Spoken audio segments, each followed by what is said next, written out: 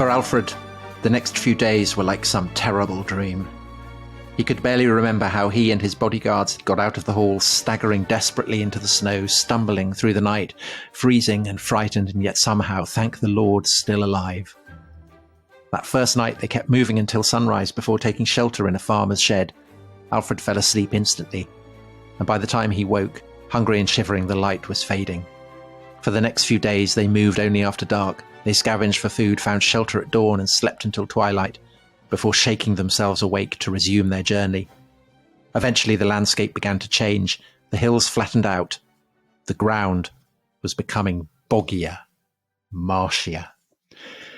That, Dominic, as you will well know because you wrote that immortal prose, is from your new book, Fury of the Vikings, the latest in your splendid series Adventures in Time. And it describes the escape of Alfred in early January 878 from the treacherous Viking ambush on Chippenham. He has no choice but to flee, and he ends up in what the Anglo-Saxon Chronicle calls the fen fastnesses of Athelney, the Prince's Island in the Somerset Levels, which now, of course, is prime farmland because they've all been drained, but back then was very, very treacherous, boggy, watery, and therefore a perfect hiding place. And so that is where he takes shelter.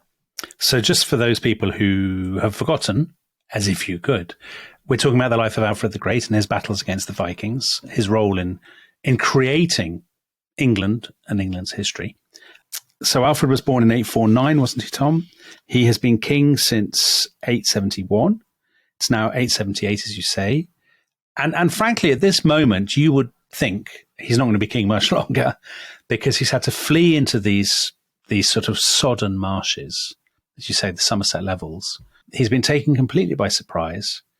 It's clearly very hard for him to communicate with the rest of Wessex, with his kind of thanes and his ealdormen. Yeah, because we're told that the Vikings spill out over Wessex. Yeah. So they're seizing all this prime land. Then they think this is their moment. You know, they haven't managed to kill him at Chippenham. He has escaped. But his defeat, as the Vikings would see it, is probably only a matter of time. You know, they'll catch up with him, or he'll be betrayed, or he'll flee. He'll flee. So that's what the King of Mercia has done, or he'll be captured. And that's what happened to the Northumbrian kings and Edmund, the King of East Anglia. Yeah. And their fates were notoriously horrible. Yeah. So it's an excruciating situation. Everything is kind of hanging by a thread. And Alfred on the Isle of Athelney, wondering how he can win his kingdom back, how he can defy the Danes, is, of course, the setting for one of the most famous stories in the whole of English history, Alfred and the Cakes. It is. So the story goes, isn't it, that after several days, he and what must presumably be a very small band of bodyguards, retainers, you know, who knows, that they pitch up at the hut of a swineherd and his wife who don't recognize him. I mean, why would they recognize him? They can probably tell that he's somebody, perhaps from his clothes, but he's presumably covered in mud, shivering, miserable, not in the mood for great banter. And so the story goes, I mean, the story that you'll see in almost every book of English history is that the swineherd goes out to mind his pigs or whatever he's doing. His wife is kneading little cakes of bread. So they're not kind of, you know, fruit cakes or something. Yeah, not Mr. Kipling. Exactly. And she puts them by the hearth to bake. She lays them out. And she says to Alfred, who's just sitting there staring into space, very miserable, you know, feeling sorry for himself. Well, surely feeling sorry for his people. Of course, Tom. Sorry, I know. I should have known better than to be disrespectful about Alfred the Great. She goes out and she says, mind the cakes. He is thinking only of his kingdom and of God, isn't he? That's the trouble. Thinking of his people. Yes, thinking of his people. He is, as you said in the last episode, he would make a very, very poor contender in the Great British Bake Off, because when the swineherd's wife comes back in, the cakes are burning. They're blackened. And she beats him around the head with a broom, doesn't she? That's always the scene that you always get. She's absolutely furious. She doesn't care who he is. She's just absolutely outraged that he has burned these cakes. So do you think this is true? Definitely. Yeah. Definitely. Well, no, I mean, who knows? I want it to be true. And this is this is my red line. This is the hill on which I will die. as a historian that Alfred definitely did burn the cakes. What do you think, Tom? I mean, what's it? But actually, what's it a story about? What's the meaning of the story, do you think? I think it's possible. Do you? It's late 10th century. So it's the kind of anecdote that might be passed down. But kings in disguise are very popular figures in medieval literature, aren't they? They are. And so that's why people say, oh, this is just a kind of traditional tale. Yeah. But those stories are popular because they're so dramatic. And you could equally say, well, this story was remembered because it was a dramatic story. So I wouldn't necessarily poo-poo it. I think it's possible. Let's say we think it's true, Tom. Yeah, let's say let's pin our colours to the mast. But Dominic, there's another story, isn't there, about Alfred's time on Athelney that is actually much more stirring. Well, you would find it more stirring, I think it's fair to say, wouldn't you? So we have already mentioned this story in our episode on St. Cuthbert. Yeah. That Alfred, again, he's not moping because Alfred doesn't mope, but he's pondering ways to redeem his people. And meanwhile, all his thanes are off trying to fish, but they can't get any fish because the rivers seem to be empty. They don't have much food left. An old man appears, his head covered with a cloak, and he asks Alfred for some food. And so Alfred, because he's so noble, gives him all the remaining food. The person eats it, and the man with the cowl goes off. Alfred's men come back, absolutely freighted with fish. Suddenly they've started catching enormous amounts of fish. This is all great news. And Alfred is very struck by this. And then that night he has a dream, and the cowled man reveals himself to be none other than top saint Cuthbert, whose shrine at Lindisfarne had been sacked by the Vikings, always been a Northumbrian saint, but he now reveals himself as a patron of the Saxons as well, of the West Saxons. And he assures Alfred that everything's going to be great. He's going to get loads of fabulous fish. So that's good. He's going to defeat the Vikings and stay strong and courageous, Cuthbert says, and your descendants will be kings of England and rulers of all Albion. Yes. I mean, that's basically the interesting twist, isn't it? They won't just be kings of England, but they'll be kings of all Albion. Of Great Britain. Yeah, the whole of Britain. And so this is almost definitely true, isn't it, Tom? Of course it's true. You wouldn't make up something like that. No, definitely not. And another story that's true also that is told of this period. Dominic, in part one, you described a Viking camp as being a kind of very, very frightening music festival. Yes. And Alfred actually dresses up, it is said, as a minstrel.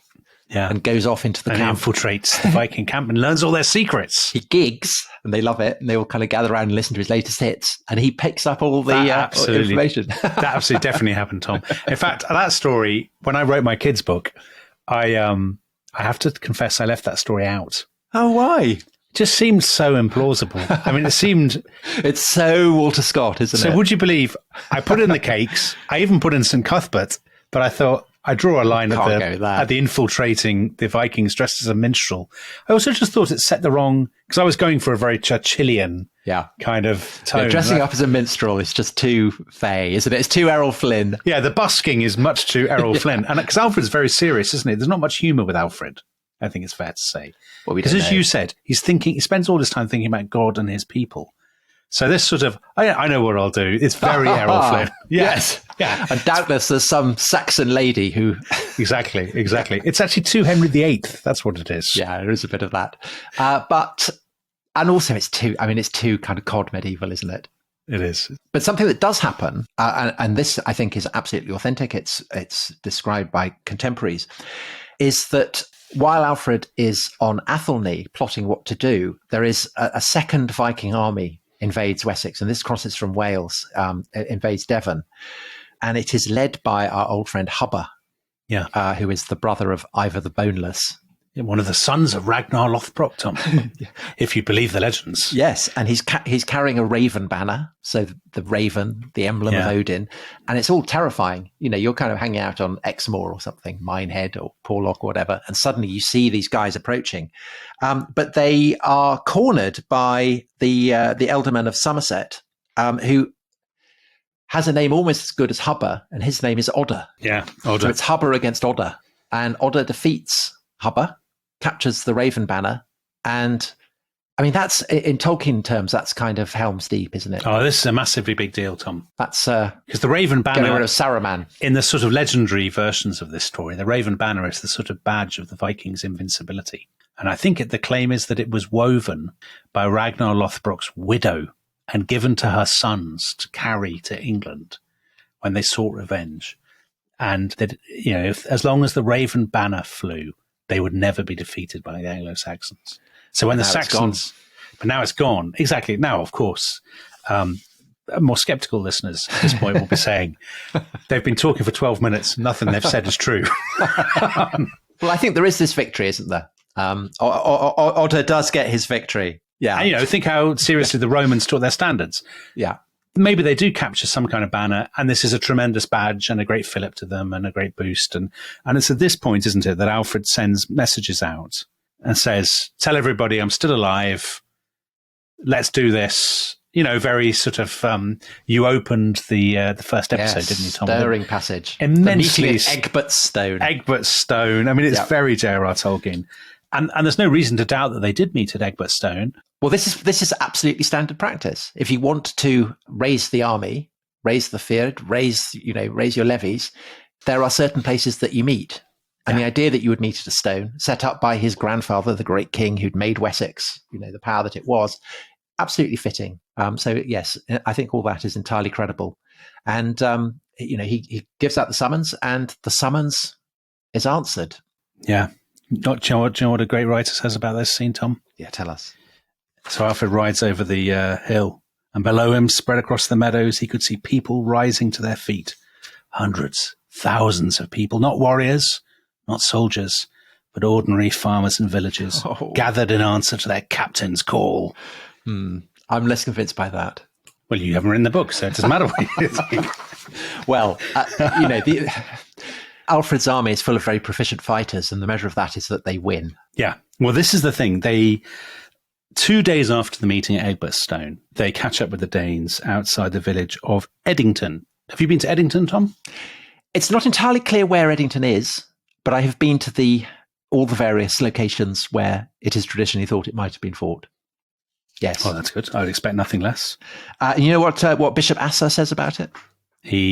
Alfred shouted like a boar and waved a Bible, and the Danes melted away like snow in spring. Kind of. Alfred attacked the whole pagan army, fighting ferociously in dense order, which is why I think it's improbable that these were just humble farmhands. I think this is absolutely shocking. But and persevered resolutely for a long time, till at length, and by God's will, he won the victory. He made great slaughter among them and pursued them to their fortress, hacking them down. And their fortress is Chippenham, where they sent Alfred running into the night. And they barricade themselves inside, don't they? For a fortnight, Alfred puts them under siege, and they give in, and they arrive at terms. And Guthrum agrees to not only go away, but to be baptized and to become Alfred's godson. And you know the name that he takes? Of course you do. Athelstan. So let's talk about this, because this is a sort of, to some people, it might seem that after these various sort of stirring legends, the cakes, St. Cuthbert, impersonating a minstrel, meeting at the stone, ordinary farmers and villagers, Tom. Yeah, the ordinary sons of Wessex. To answer their captain's call. After all this, he beats Guthrum, hurrah, hurrah, tremendous victory. What a great turning point. And then he does a deal with Guthrum, in which Guthrum is baptized and is actually sent off to become king of East Anglia as a Christian king. So this now returns us very much to the world of realistic history, doesn't it, rather than legend, of realpolitik. Yeah. That Alfred knows the Vikings actually can't just be defeated and driven back into the sea. They're much too powerful for that. He has to do a deal with Guthrum. And they both win from this deal, I would say. So Alfred has his victory, and he also now has a Christian neighbour. Yeah. And Alfred is his godfather, that's right. Isn't Alfred has sponsored the baptism? Yeah, so he gets baptized at a place called Allah, not as in the Muslim god, but A-L-L-E-R, which is the church that was closest to Athelney. Yeah. And so it's very possible that was where Alfred was going to pray, during his time on Athelney. So it has a great symbolic resonance. And some of Guthrum's warriors are baptized too, aren't they? His closest kind of companions. They wear these white robes as symbols of their purity. And they are basically acknowledging Alfred as their overlord? Not quite. Well, they're acknowledging the model of kingship that Alfred represents as being something worth having. So they've moved from a purely predatory understanding of what the Anglo-Saxon kingships could offer them to a recognition that they could have a part of it. Yeah. So I think it's an acknowledgement that Alfred Alfred has reserves of authority that are rooted in the dimension of the supernatural, as well as in, his earthly status. And that this is something that the Vikings are willing to acknowledge. And it may be that the loss of the Raven banner did actually happen. There may be that all these circumstances have led Guthrum to accept that the Christian king is actually as powerful as the Anglo-Saxons have said, in which case he wants to be a part of it. Yeah. And that that is the likeliest explanation, I think, because from this point on, Guthrum basically behaves himself. He does, doesn't he?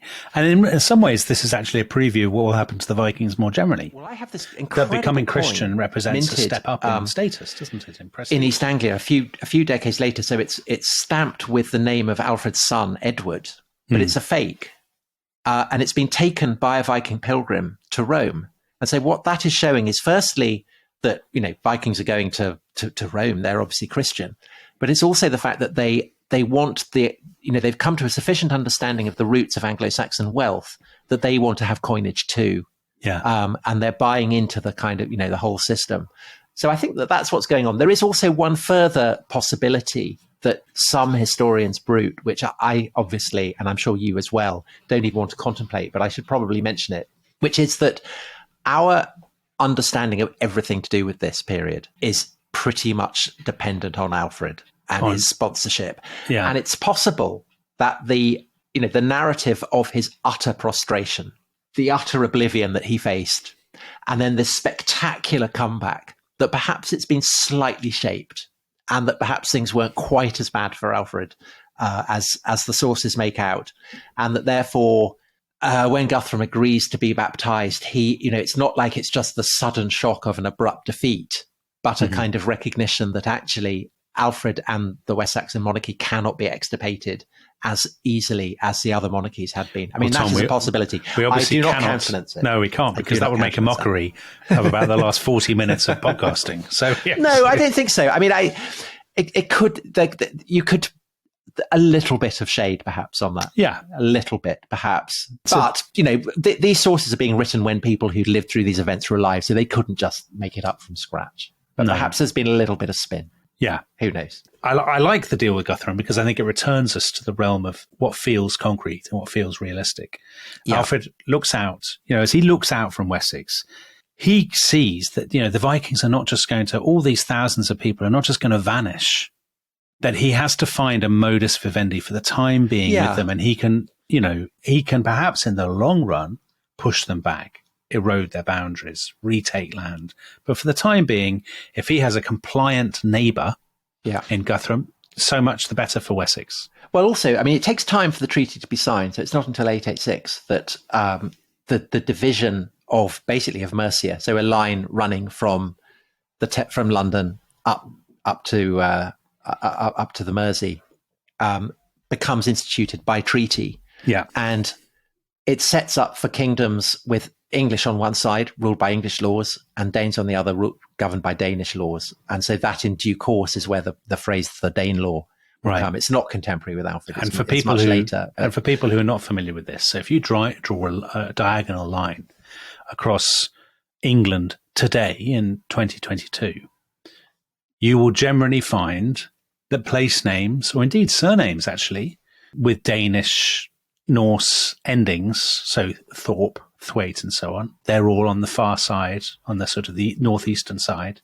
of that dividing line. And that deal was to prove massively important in the history of Englishness, English culture, the English language, all these kinds of things. I mean, this goes back to what you were saying, Tom, about contingency. The thing we talk about so often in this podcast, the structural changes versus contingencies.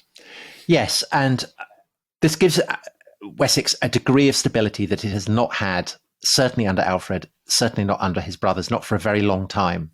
And the measure of this is that it's not just Guthrum who withdraws, but in 879, this other kind of Viking force that had appeared in the Thames estuary in 878, so the same year that Alfred is winning his great victory, they set sail. They think this isn't worth it.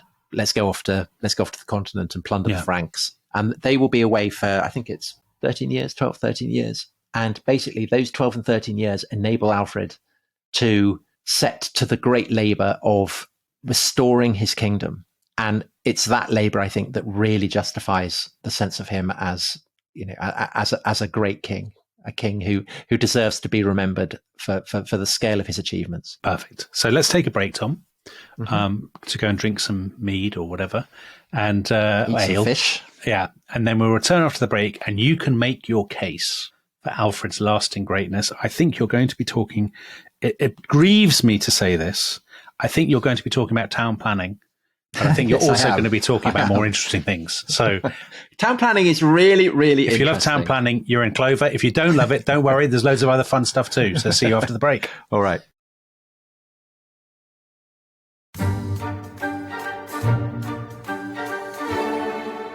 Welcome back to The Rest is History. Tom and I are talking about the life of Alfred the Great and his great struggles against the Vikings. So, Tom, in the first half, Alfred swore off Guthrum, but sent him packing to East Anglia with a new name. And you're about to make the case for Alfred as the great town planner. So, crack on. Well, I'm making the case for Alfred as we talked about in the first episode, that he is great as a captain in war, but there were many Anglo-Saxon kings who did that. Alfred is exceptional for the uses that he puts his victories in war to. He seems to have an understanding of what it takes to repair and restore a badly maimed and bleeding kingdom. Yeah. And he does this in a hard way. He is a hard ruler, like Harold. He's not quite as hard as Harold, I think it's fair to say. He's not a soft touch, and he pushes his subjects very, very hard because he recognizes that there has been so much destruction, so much ruin visited on England and on Wessex in particular, that the labor of restoration demands huge effort. And he's willing to put his shoulder to the wheel, but he demands that his subjects do as well. Right.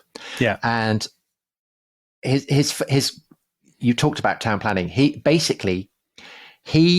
recognizes that he cannot stop the Vikings without strong fortified centers and without markets that are generating money, because ultimately, money is the sinews of war. Gold is the sinew of war. So he consciously sets out either to restore or repair abandoned Roman towns, of which the most famous example is London. So we talked about how he gets hold of London. He takes possession of London in 886, either from the Vikings or from the Mercians. We're not entirely sure. And he fortifies it, and he clears it of rubble and weeds and stinging nettles and lays out street plans. And he does this elsewhere as well across southern England. But he also plants a lot of settlements from scratch. And he builds huge fortifications. And the measure of that is, I don't know if have you been to Wareham in Dorset? I've never been to Wareham, Tom. It's fantastic. The fortifications are so high that they used them in 1940 as, they were going to be used as part of the defenses against the seaborne German landing. So you get a really, really impressive sense of the scale of Alfred's vision there. And it's been estimated that something like maybe 5% of the entire population of Wessex were involved in the construction of these. Crikey. These enormous structures, which are called burghs. So that's where you get borough. So we talked about Bury St Edmunds. That's, wherever you have a burgh, that's basically the guiding hand of a West Saxon town builder. So these are, just looking at the list, Exeter, Shaftesbury, Bath, Wilton, Oxford, Wallingford, Buckingham, Warwick. These are towns that are now very familiar across what would have then been Wessex and southern Mercia. It's this sort of network, isn't it, as you said, of strongholds. And the point is, as you said, this isn't an age when you can stop. Where you can just stop a raiding party dead with a kind of border wall. They're going to come. But Alfred's genius is he says, if they come, they come. If we've built these fortified towns, then everybody can just pile into the town, take shelter.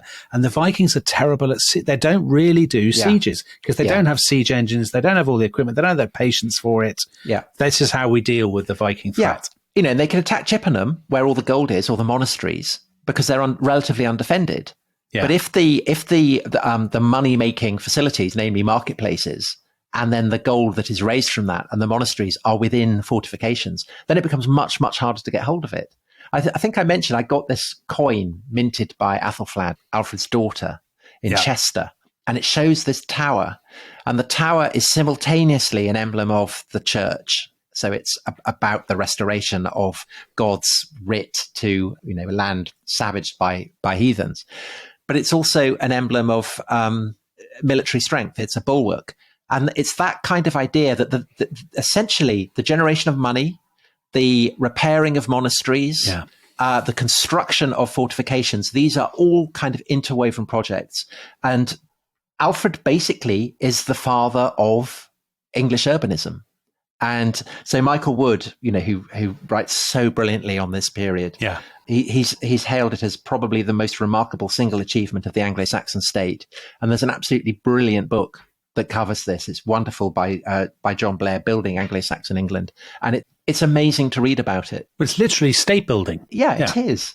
I mean, it's almost kind of the kind of thing that you might more readily associate with pharaonic Egypt or something. It's a vast national project of infrastructure building. Well, not just that, but I mean, in terms of, you need a bureaucracy to do it. So you need a degree of literacy because you need to arrange all this. And he also, part of the arrangement is every year, I think just over 25,000 men they're basically conscripted, aren't they? To take their turn on the walls of all these burhs, guarding the walls. And again, that requires a level of administrative muscle. It does. Yes, that you don't get in most early medieval European states. It does. And so this is where Alfred's other great obsession, which is with the restoration of learning, comes in. Because you cannot have that kind of level of bureaucratic control without scribes. And you can't have scribes without learning. You can't have learning, as Alfred sees it, without monasteries and nunneries. And the measure of his commitment to this is that he himself devotes hours of his day to learning. And he describes this very movingly in, he does a translation of a text written by Gregory the Great Pope, who had sent the missionaries to England and who therefore is always regarded with the utmost respect by the Angles and the Saxons. And Alfred writes in his introduction to his translation of this, he says, "I recollected how before everything was ransacked and burned, the churches throughout England stood filled with treasures and books." And everything was ransacked and burned. And that's what he's trying to bring back. He's trying to restore treasure and he's trying to restore books. Yeah. And he makes his court a great center of learning for scholars from the continent, from the Frankish lands, but also from Mercia. And Mercia seems to have survived the Viking raids better, perhaps because they arrived at accommodation earlier. Yeah. And it's really telling that Alfred is a great, great patron of Mercian learning. And the most distinguished figure is a guy called Plegmund, who becomes Archbishop of Canterbury. Plegmund. I've got one of his coins as well. Have you? He's got coins of them all. I've got them all in 890.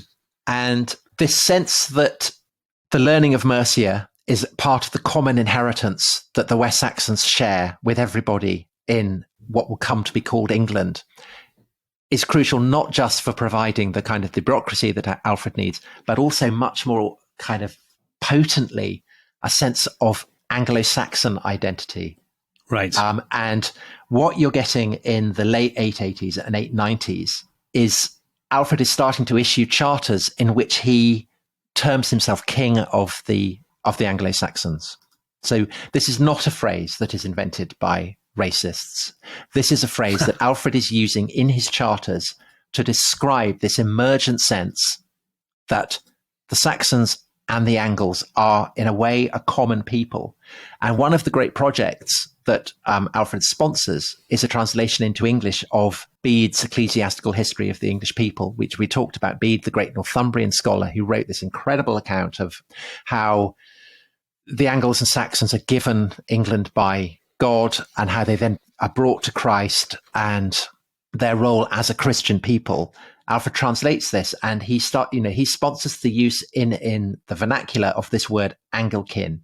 So this will become the English. When Aelswith, his Mercian wife, dies, she is described as the true and beloved lady of the English, Domina Anglorum. So that could be a reference to the Angles of Mercia, but it's not, because she's also the queen of the West Saxons. So there, Angli is being used to describe both Saxons and Mercians. And this is the great project of state building that Alfred sets in train that will be picked up by Edward, his son, who will conquer East Anglia and in due course take over Mercia, but not before Alfred's daughter, Athelflaed, who I mentioned, whose coin I bought. And you may wonder, well, what's she doing minting coins in Chester? She marries a Mercian nobleman called Athelred, who has basically become Alfred's deputy in Mercia. He is Lord of the Mercians. When he dies, Athelflaed becomes Lady of the Mercians. And again, it's about this idea of the Angles of Mercia, the Saxons of Wessex, becoming a single people. Yeah. And this is the great vision that is realized under Athelstan, who is Alfred's grandson.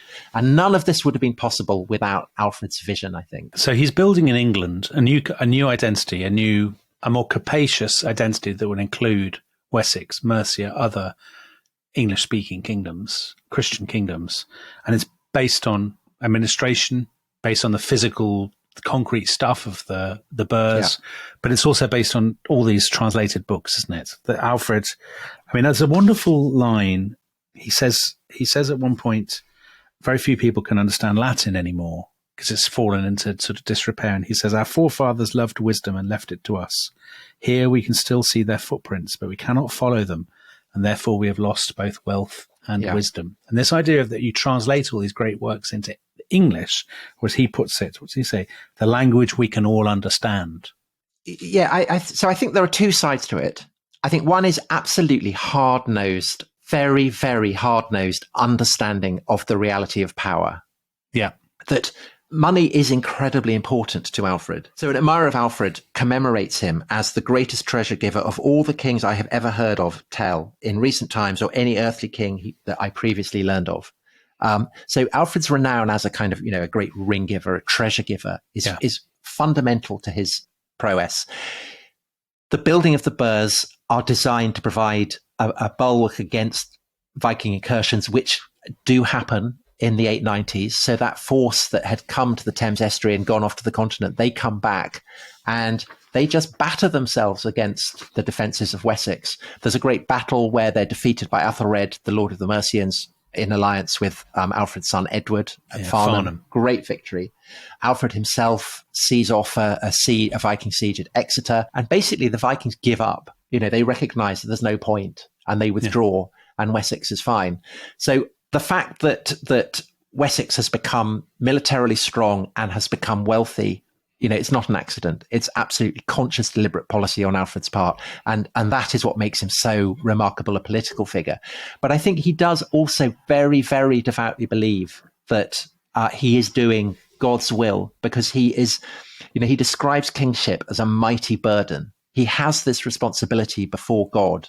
And I'm sure that is what drives him to these incredible kind of extremes of effort and achievement. Well, in the first podcast, Tom, so on Monday, you talked about Alfred as a man who had this kind of inner tension, didn't you? You said between, being a sort of kindly Christian and also being a warlord. And what we do know about Alfred is that he's plagued by these mysterious internal, what appear to be kind of bowel complaints or something. Some people say they might be piles. Well, so Asa, the Welsh bishop who writes his biography, he does say they're piles. And he has this, I think possibly my favourite sentence in any biography I've ever written, where he says that the Lord God blessed Alfred with piles, with the gift of piles, because it's a cause of suffering. There's a claim that Alfred prayed for all this because it would be good for him. Rather like Thomas More with his hair shirt. Yeah. This was Alfred's. Alfred said, please, torment me. And there's one biography of Alfred I read that suggested that this came on around the time of his wedding or something, that there was some sort of sexual explanation for all this. Have you seen this claim? Yeah. Yeah. Do you believe it? I don't know. I mean, we can never, we don't. I don't know the details. I don't think that we can get into the, psychoanalysis of Alfred and his wedding night or anything like that. But I think what you can say is that Alfred's sense of Christian kingship, he says it himself, it's a burden. It weighs very, very heavily on his shoulders. And why I find him a moving and admirable figure is that he shoulders this weight to heroic effect. Yeah. And I think that, if he does stand before his savior, he could quite legitimately say, I've done the best I could, because Wessex becomes a great and powerful and wealthy kingdom. And the people of Wessex live at peace in a way that they had not done for decades. And in due course, this kingdom will become the basis for what will become the unitary state of England. Let's talk about that in just a sec. One more thing from Alfred's reign. The Alfred Jewel, Tom. So that's something a lot of people will be familiar with. In the Ashmolean, isn't it? This magnificent relic of what appears to be of Alfred's reign. It's in the Ashmolean Museum in Oxford. Scholars have hypothesized that the jewel comes from these special sort of reading sticks, these pointers that Alfred had sent out across the land with copies of a book by Pope Gregory the Great. And because on what might be the pointer in the Ashmolean Museum, there's the Old English inscription, Alfred Mick Hit Gewirkan. Is it something like that? How's my Old English? Not very good. Sounding good. Better than as good as my Portuguese? Probably not. Alfred ordered me to be made. And we think this is definitely Alfred, as in King Alfred, Tom? I think that's the consensus. Yeah. Yeah. So that's probably the best single, apart from the existence of all these towns, is that probably the most spectacular relic of Alfred's reign, do you think? The Alfred Jewel? I think it's the most moving and beautiful. I mean, I think the fortifications of Wareham are actually right. probably the most impressive. And also there's one in London, Queen's Hythe, which is basically if you think of the embankment in the city of London, it's very kind of linear, but there is a kind of indentation, which is the marker of the docks that were repaired by Alfred. So it's called Queen's Hythe after Matilda, as in Stephen and Matilda, who arrived there. But it was originally called Athelred's Hythe. And I'd have to check, but I assume that's, the Athelred, who's the husband of Athelflaed. So, there are the trace elements of Alfred across southern England. But of course, his greatest achievement is the existence of England, I think. I think he is the founding father of England. Let's talk about that a little bit. So he dies in 899 and there's no England. There's still just Wessex, right? So to what extent, we know very little about really, compared with, we have that amazing Asser's Life of Alfred.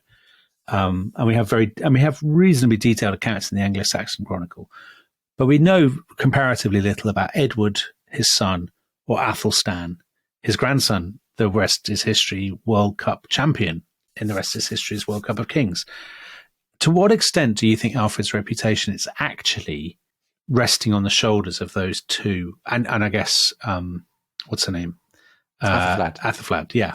Because if they hadn't pushed the Vikings back further, if they hadn't built on all this, then we wouldn't even be talking about Alfred the Great, would we? Of course. He is the founding father, but they also are founding fathers, and Athelflaed is a founding mother. Mm-hmm. And I think that, if you're English and you're happy that England exists, you can be grateful that 3 generations of rulers were probably the most able kings, most able rulers that England has had. I mean, they were astonishingly able, astonishingly tough. Boris and Liz Truss. I mean, just, look at Athelstan and Athelflaed and weep with the comparison. That's not to sugarcoat them. These were very tough, brutal figures, but they were figures who felt themselves to be laboring in a great cause. As much as Alfred was, these were very devoutly Christian, who felt called upon by, given the responsibility by God to create and to defend and to preserve their kingdom from heathen men. Yeah. And they do that to spectacular effect and to enduring effect. And so you don't think at all that this is all Victorian propaganda? No, I don't. Because that's definitely... So you mentioned earlier on, some people might find that a bit weird if they don't follow academic disputes on Twitter, which I advise you not to do. Because you mentioned the phrase Anglo-Saxon, which has now become incendiary in America. And American academia, people don't want to call them. They don't even want to call them the Anglo-Saxons, do they? Yeah, so the word Anglo-Saxon has different significations in different countries. So here it means the Anglo-Saxons, it's the period, basically. Yeah. It's shorthand for the period between the Roman withdrawal from Britain and 1066. It's been that for a long time. And in France or in Germany or the continent, Anglo-Saxon basically means the English-speaking well, in France, world. It means Margaret Thatcher and McDonald's, doesn't it? Exactly, kind of liberal free market economics. Yeah. But there is the use of Anglo-Saxon as, Britain, America, Australia, New Zealand, so on, Canada, the Anglosphere might be another way of putting it. In America, the word WASPs, white Anglo-Saxon Protestants, There's a sense there that it is used to connote a kind of the 19th century, white Anglo-Saxon Protestant hegemony. And because that is now seen as something oppressive, therefore there's a desire to get rid of the very word. It's seen as providing succor to racists in America. But because America is an imperial country and preponderant, there is an absolute assumption among, I think, too many American academics that their use of a word should have global resonance. And they don't acknowledge the fact, firstly, that in England, Anglo-Saxon has the connotation that it does. It does not connote racist supremacy. No. We have the English Defence League. We don't have the Anglo-Saxon Defence League. Yeah. And they want to call it early English. English is a much more problematic word in the context of early medieval history. But the other problem with banning the word Anglo-Saxon is it ignores the fact, as we said, that Alfred is using Anglo-Saxon as in his charters. And it's a word that underpins his entire sponsorship of the idea of the Anglican, the idea of Angles and Saxons being part of a unitary kingdom, a unitary people that in the long run will give birth to England. And this is looking forward to the future, but it's also rooted in the past because it's drawing on Bede's great work, and he's writing in Northumbria, the Anglian kingdom of Northumbria, a long time before Alfred. So the word Anglo-Saxon seems to me by far the best description of this very complicated period. And it seems insane to try and get rid of it. Anyway, that's my rant. No, Tom, I could not agree with you more. You've never had a better rant on this podcast, in this series. And as so often, why get rid of, it's bonkers to get rid of the term that is natural to most people. I think there is a kind of cultural cringe on the part of too many academics in Britain to truckle to American hegemony. They are, in a way, they need to decolonize themselves, to coin a phrase. They need to stop behaving like colonial subjects and assuming that what happens in America should automatically determine what happens here. I couldn't agree with you more, Tom. I mean, okay. Well, there we go. I could not agree with you more. So Alfred the Great, when does he get that label, the Great? Well, we said in the first, he gets it, I think, in around the 13th century. He's first called it. Yeah, and you think you clearly do think it's justified. Well, our first ever episode, we discussed, greatness. Is it a worthwhile term? It's, all that kind of stuff. I think if you're going to call a king great in British history, I would go for Alfred. Greater than Athelstan, who won our World Cup. I think so, to the degree that the scale of the challenge that faces Alfred is that much greater. So if you're going to be a great king, you need a great challenge. Yeah. And we also know more. We know much more about Alfred, and we know all the stuff about the reading and about the books and about his interest in the church. Now, that's not to say that Athelstan didn't have those things too, but we just don't know so much about them. It's harder to construct a sense of Athelstan's reign, although not impossible. The other difference, I suppose, is that Alfred has the underdog story, doesn't he? And Athelstan is an overdog. He literally becomes the overlord of Britain. Yeah. Whereas Alfred hiding out in the marshes with his cakes, I mean, that's a more attractive trajectory. I mean, there's the inherent drama of the return of the king. And Alfred literally means, cancelled by the elves. So I think there is a kind of an allure of glamour to it that perhaps, I mean, Athelstan does have it. Athelstan is a glamorous figure, but I think the glamour of Alfred is something else. And that's why he is a figure who tends to be known by people, even if they know nothing about history. Yeah. They know about cakes. They have a vague sense of him being great. Yes. Alfred the Cake has 1066 and all that cool stuff. And just a word on the Vikings before we wrap up. Do you think there would have been an England without the Vikings? Impossible to say, isn't it? But there's no question that the destruction of the other three major kingdoms of Anglo-Saxon England make the conquests of Wessex much simpler over the course of the 10th century. Yeah. There is no East Anglian king, there is no Mercian king, there is no Northumbrian king to stand in the way first of Edward and then of Athelstan. Because there's an argument, isn't there, that when you look at the beginning of the, 9th century or whatever, and you look at the map of what becomes of the island of Great Britain, it's not obvious that there'll be 3 different 2,000 years or whatever, there'll be 3 places called Scotland, England and Wales. They could have evolved very differently. So this does bear on Scotland, obviously, as well. Because Northumbria had originally stretched up to the Firth of Forth, and the first use of the word England is applied to Lothian. So that's a reminder that had Northumbria, maintained its integrity, not been destroyed by the Vikings, it's likely that a Northumbrian kingdom would have continued to stretch from the Humber up to the Firth of Forth.